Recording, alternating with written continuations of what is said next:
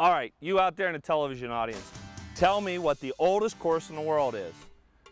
That's right, the old course at St. Andrews. And guess what? We're now on the 18th hole, and this is the Swilcan Bridge. Arnold Palmer stood here, Tom Morris has stood here, Jack Nicklaus, and now your host, Randy Tantlinger, has stood here. It's going to be a great trip around Scotland. We're going to take a look at some of the nightlife, some of the people, all the flavor of Scotland. We're going to wrap it up into a big golf ball of haggis on Golfing Around this week.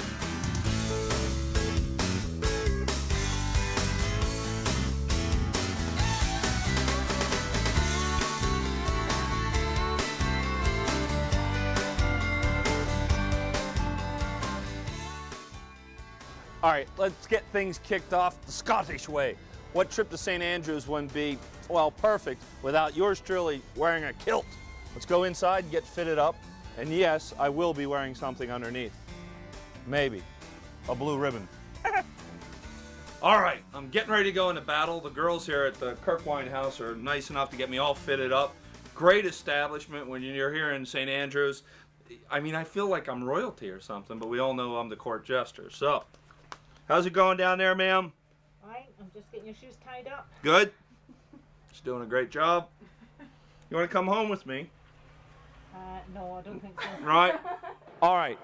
Our amateur friends out there, okay? Let's say you're a 27 handicap. Let's say you're a 12 handicap. Where in the world, other than maybe Scotland or Wales, are you going to win a trophy like this to be, Ross, what do you call them, the greatest amateur players in the world?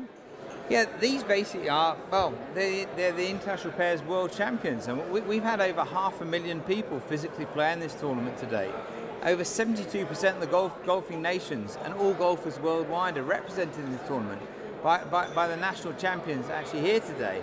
And to actually lift this trophy, which bears my name, is amazing. Beautiful. Folks, Ross Honey came up with this idea on a ferry coming back from France to England a couple years ago. And what it provides you, me, any hacker at home, any high handicap, is to team up and play great golf in exotic settings. You've got to call Scotland St. Andrews exotic, yeah, Ross?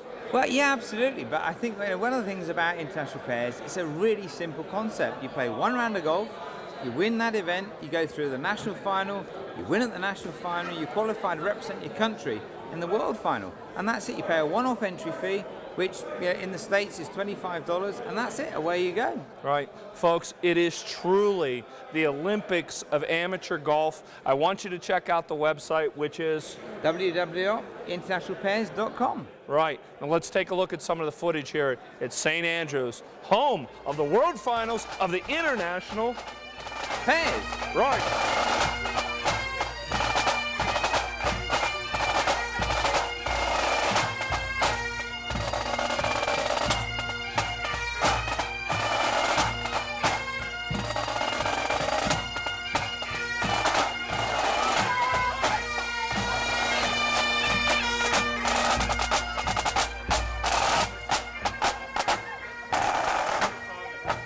Jim from Arizona, Gloria from Boston, America's representatives here in Scotland at the International Pairs. How did you two get teamed up as a team? First of all, what's your handicap, Jimmy? I'm a 12. So. You're a 12, Glory?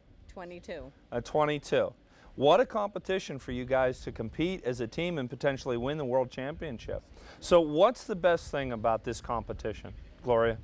The best thing about it, it's just a lot of fun. Yeah? I mean, we're in beautiful surroundings, great people, and it's great to be in competition. You learn a lot about yourself. Right, I think the best thing is just the people that you meet here. I mean, you're playing with and against people from all around the world. I mean, it's just, you just never get an opportunity to do that. So it's kind of like the amateur Olympics of golf in a way, yeah? That's very true. Yeah, that's probably a great way to describe it. So in one word, Gloria, what's your trip been like? One word. Fantastic. Jimmy? Unbelievable. Wow, fantastic and unbelievable. Not bad. All right, this is Jack, this is Don. They're Canadians. Is that how you say that? Yeah, that's good. Canadians. Close enough, yeah. What's your handicap? 13. What's your handicap? 2. All right, now here's a team that's playing in international pairs, that's here at the finals, that's representing their country. He's a hacker at 13, no doubt, right? Pretty well. Right. Yeah. And he's got some game.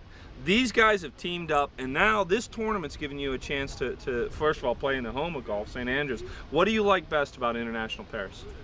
It's a great format. It's open to anybody that wants to play golf because of the way the handicap system works.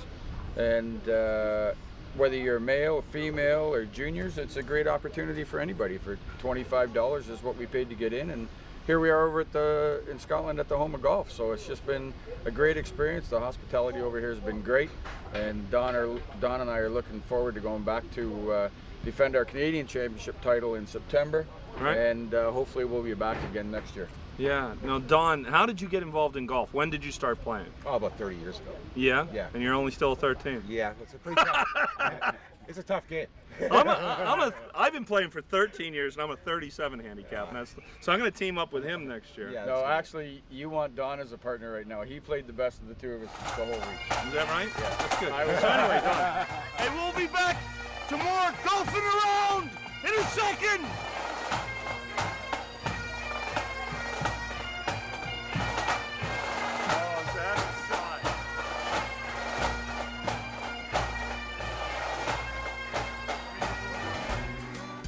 Golfing Around is sponsored by the Hard Rock Casino Biloxi, home of the Queen of the Green Golf Scramble, the Pittsburgh Cigar Company, smoke 'em if you've got 'em, the Mercer County Golf Trail, the Armstrong County Golf Trail, Costa Rican Golf Adventures, Golf Pennsylvania Wilds.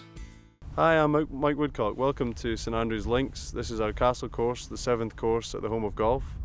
We're currently building the course, and it's right on schedule for opening next year. As you can see, the views out over St Andrews Bay and the North Sea are spectacular. We're here on a beautiful summer's evening, and it really is a pleasure to be looking around this course today. This is the back tee on the 16th. As you can see, the tees are very oddly shaped, unusually shaped. He's taken different landforms. They're tiered. They're not your kind of average square tees. Everything has been designed to make this aesthetically stunning and to play with the land. A lot of the tees do this to you. They give you a perception of a very narrow landing area. They don't give you a lot of room to aim at, but when you get down there you can really go for it. So it's a kind of course that just makes you think on every shot. As you can see in the distance we're playing off, this is a long par 4 that plays down a kind of gully and back up to an elevated green. You can just see in the distance. Here we are on the 17th tee, looking back towards the ancient town of St Andrews in the distance. You can see the medieval spires of the cathedral and churches in town there. David McLay-Kidd would never talk about a signature hole on the course, but this is certainly something that everyone's going to remember. You come around here after a tough match, you get to the 17th tee. Here we are on the back tee. This is round about 230 yards carried to the green. You've got quite a tough green to aim at there. The cliffs and the chasm drop about 150 feet to the North Sea below. So this is the back tee in the 18th, par 3 17th. You come off that, having played across that chasm. You stand on this tee and you look at a big par 5 doglegging wildly round to the right, and finishing on a piece of land called Kinkell Point, which is the furthest point of the course out into the sea. It really just gives you a spectacular view out into the bay and back towards town. But looking on this tee shot, you've come around the hard rounds, you come to this tee and you've got a lot of work still to do, And you look back up this fairway in this direction and that's your landing area. Now the brave guys can take the tiger line and just cut this off and go for it, but they're taking a gamble. So it really is going to be quite a finishing hole to come to. Okay folks, well this is the 18th green. Thanks for joining us here at the Castle Course at St Andrews, the home of golf. This is quite a spectacular view to finish with, looking back to the ancient town of St Andrews, looking to the ancient spires and cathedral there. This is the double green that finishes with the 9th here and the 18th, and this is where you'll finish your round here, and I think everyone would agree this is quite something. So we look forward to seeing you here very soon. Hey golf fans, don't forget to pick up our Golfing Around magazine, the best golf magazine in the area. Also our sister magazine, the Pittsburgh Golf Guide. Log on to golfingaround.com for great golf coupons, all the latest stories in our magazine, and updates on our Golfing Around TV show. All right, folks, we all know the great game of golf is about the history, respecting the lineage of the game. I'm now here near Carnouste in Scotland with Charles Phillip, Managing Secretary of one of the oldest clubs in Scotland. Well, maybe not one of the oldest, but certainly been around since 1845, Panmure, yeah, Charles? Well, it's one of the 16th oldest in the world. Really? It's either 14 or 15. So we are an old club. We started at Monifeith, which is just 3 miles along the road in 1845. And our members in the mid-1890s had one of two decisions to make, because it was a municipal kind of arrangement along there. And we had two options. We could either buy Carnouste, which was in a parlous financial state at that time, or we could buy the tract of land between Monifeith and Carnouste, which was owned by the Earl of Dalhousie and the Panmure family. And the decision was, do we take over Carnouste, or do we come to this secret little enclave in the middle? And our forefathers decided that they'd rather be private, and so they came here to Panmure. The principal members were from the jute industry families who'd been out in India making their fortunes, and they were the guys who were lent upon, A, to buy the land, and B, to build this magnificent clubhouse. Oh, beautiful. Which has now remained unchanged for 110, 111 years. Isn't that amazing, folks? And truly, as you tour Scotland, whether it be St Andrews or the Carnouste area, the history is so deep here, Charles. I mean, for an American, you have to understand that my feet are this far off the ground. All right, hey, we're outside now here at the Panmure, and we're going to tee it up, go out, check out the course with my good friend, who we've known each other for a couple years now. He's also a member here, Mr. Callum Todd, who is also one of the best designers in Scotland, who has such a great sense of the history of the game, has built some great golf courses throughout the world. Callum, why are the Scottish so good at building golf courses? I've no idea. Get back here! Scottish sense of humor. Seriously though, I mean, you've built golf courses in Dubai, you're now currently working on the project in Aruba. Yeah. Why is it in your blood to build such great golf courses? Well, personally, I was very privileged to spend my formative years growing up in Carnouste, just down the road, which, as you know, is the course for the 2007 Open Championship. If you grow up in Carnouste and you don't play golf, you don't do a hell of a lot. So just that grounding in me really put it into my blood. And being in the States, running a tournament, focusing on all the Donald Ross golf courses, of which there are some 500 odd in the United States, I just got the bug, and I said I want to design golf courses. Yeah, yeah. Well, hey, we're going to go out on the course now. Callum's going to show us around outside. Just a beautiful golf course. You're in for a treat, so let's go tee it up. Let's do it. I don't know. That's a good answer. Well struck, well struck. Oh, good stuff. This is number 6 at Barry. In my view, it's one of the best par 4s in golf. It's about 400 yards to one of the great green locations. It was one of Hogan's favourite homes when he was playing in the 1953 Open at Carnouste. Is that right? He'd come over here and hit a few balls. Yeah, he practiced here. Wow.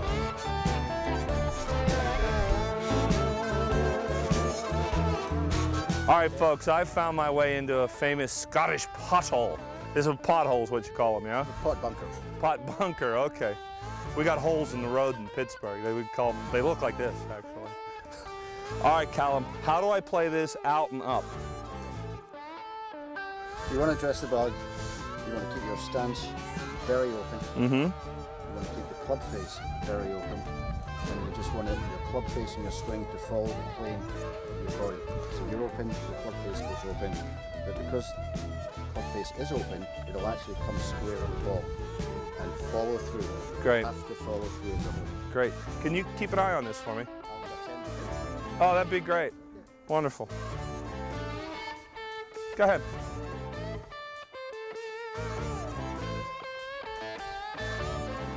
Oh, brilliant. Thank you.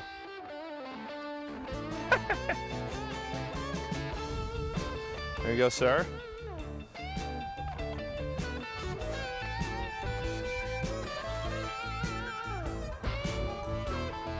All right. Jim Dandy of a hole. No wonder Hogan loved this course. Golfing Around is sponsored by the Hard Rock Casino Biloxi, home of the Queen of the Green Golf Scramble. The Pittsburgh Cigar Company, smoke 'em if you've got 'em. The Mercer County Golf Trail. The Armstrong County Golf Trail. Costa Rican Golf Adventures. Golf Pennsylvania Wilds. All right, folks, we've hit a little short pitching wedge up into the heart of golf country here in Scotland, up to Carnouste. I'm joined now by Mr. Trevor Williamson. Right, longtime caddy here at Carnouste, home of the 2007 Open. We call it the British Open, Trevor, in the States. That's all right, we'll let you off with that. Right, No okay. problem. Trevor is steeped in the history of golf here in Scotland. Your great uncle, yeah, a gentleman named Alan Yes. Simpson, yeah, had some luck Jack, one day. Yeah, Jack Simpson, he won the Open. That was my great uncle. He won the Open in 1884 at Prestwick. He was the brother of Robert Simpson, my grandfather, who was probably the most prolific club maker to come out of Scotland. He started his career here in 1883 as a professional and curator of the course, but also was allowed to continue his club designing and club making, as well as serving the members, as it were. Right. Now, your family beyond that has a tradition. You have the golf shop across the way from the 18th. That's correct. Yes, yeah. My grandfather's original business was along at the other side of the town. It's no longer there. And in 1923, he bought that shop there from another club maker. There was many club makers in the town, about 6 that were really very good. A lot of very inventive club makers in Carnouste. Wonderful. Now, Trevor has had the honor of carrying the bag, as it were, here at Carnouste for several years, Yeah. and the history is so deep. The first Open was played what year here? 1933. Yeah? Tommy Armour won that. And then we went on to have Henry Cotton, the very debonair British winner in 37. And then, of course, we had Ben Hogan in 53. That was Ben Hogan's only Open. He never came back again. Came here, won it, and went away. Yeah, yeah. But left his mark forever here. You know, number 6 is now called Hogan's Alley. It used to be called Long, but it's now called Hogan's Alley for the way that he every day played the ball the same way over the fence and back in. So we have a lot to be thankful for. Then after that we have Gary Player, 1968. Tom Watson's first one in 75. A great win for Watson. Great win for Watson. A very popular win too here. And then after that he went on to win more. So well done, Tom. Well, let's talk about the course, its layout itself. Tell us some of its best features. How about the pot bunkers? A lot of them out there? A lot of bunkers out here, yes, there's a lot of bunkers. For the average visitor, you know, sometimes they're a bit of a challenge. The sand at present, and it has been for some time now, is very soft. Beware the fellow that thinks he can get out and get some distance on it. He's to treat that as a really, as the American word, a trap, and that's what it is. The bunkers are very well situated though. I mean, you hit a good shot, you will not be penalised. But we have several with quite crafty roll-ins on them, so if you're about 20-30 feet out, they may still catch you. Absolutely. But the most famous bunkers are number 14 Spectacles, so named the hole because of the fact that they look like giant eyes, and they're many times photographed, sometimes with hatred, I think. yeah, like a criminal up on the wall. Yes. No doubt about it. Yes. Well, of course, the 2007 Open is here. Beautiful layout. Yes. Yeah, so what are those guys going to face with the greens? I mean, we've got back in the States, of course, the Oakmont greens. The Oakmont fairways are high. What are the guys going to face? They're not going to face that. The greens will be faster than they probably are just before we closed on Sunday, but they will not be like that. The hope is actually to let the fairways go brown, and the reason behind that is they did the same thing last year at Hoylake. And that's the way golf was in this part of the world. In the summer days before sprinklers, you got a sunny, windy spell of weather, then the fairways dried, and they would go brown, and the ball would bounce all over the place. But that's proper links golf, you see. Right. But the only problem is we've had quite a lot of rain recently, so sprinklers off to let it brown. I don't know if it's going to be like that. Either way, the conditions really, the course is going to play 7,421 yards. Longest UK Open course has been. Yeah? Yeah. So the rough's not going to be too fierce as it was in '99. The fairways won't come in. At that distance you can't afford that. I don't want them to get it too hard, but a couple of windy days might taste a little. Yeah. Well, hey, great stuff, Trevor. We appreciate it. Oh, pleasure, Randy. You want to go have a pint? Might do. Is it Right. fine? You're a funny guy. All right, folks, maybe one of the longest par threes in the British Open history is right here, number 16, yeah? I would say that's a fair comment. This is a very difficult par three, especially if there's an east wind, which will be coming in our face. They could stretch this out arguably to 265 from tee to pin, so it's a 46-yard green which can go. You can set the pin right back. So it's a very challenging hole. Tom Watson, on winning in 1975, never actually parred this hole. He had a birdie in practice, but never actually parred it. Yeah, but what about the famous Golden Bear? He had some... Yeah, Nicholas, yeah, that's right. Nicholas, the first time he saw it, he thought, oh, he said, this can't be a par three, it looks too damn long. So he decided to have it measured, or ask somebody to measure it, which they did. And it came out, of course, as a par three. But so he played it and then enjoyed it, I think. Right. Wonderful. Good hole. Yeah, Great hole. Great hole. What's the water called? It's called the Barry Burn. Barry Barn. Barry, B-A. It comes through the village of Barry, which was in existence before Carnouste. You know, that's where it comes from. Okay. Yeah. This one I got. Okay, we're good. It's like the Mekong Delta must come from Mekong, I guess. I don't know. Folks, what we're talking about is the Barry Barn. Burn. B-U-R-N, for God's sake, man. that snakes its way literally through the fairway, number 17, yeah, yes, Trev? Yes, that's right.